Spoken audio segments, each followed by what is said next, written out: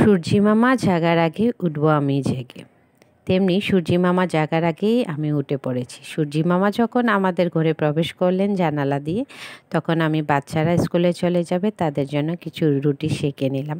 এগুলো ফ্রোজেন করা ছিল। তারপর এক চুলায় আমি রান্না বসিয়ে দিলাম। আজকে আমি ফুলকপি রান্না করব। সো হ্যালো এভরিওয়ান, আসসালামু আলাইকুম। আমার রান্নাবান্না শুরু হয়ে গেছে, কাটাকাটি শেষ, এবার রান্নাবান্না শুরু করে দিলাম। যেহেতু আমার বাচ্চারা কাঁটাযুক্ত মাছ খুব অপছন্দ করে, নদীর পাঙ্গাস মাছ ছিল যেটা দিয়ে ফুলকপি রান্না করলে অনেক ভালো লাগে, তাই আমি ওইটা ভেজে রেখেছিলাম, উপরে দিয়ে দিলাম। রান্নাটাও প্রায় শেষ। আমার শ্বশুর আজকে খুব ভোরে ঢাকা থেকে চলে আসছেন। আমি যেহেতু অসুস্থ, আমাকে দেখার জন্য শাশুড়ি মা আমার জন্য তালের পিঠা বানিয়েছেন আর হরেক রকম ভর্তাও দিয়েছেন। ভিডিওটা করেছিলাম কিন্তু কিভাবে কেটে গেল জানি না।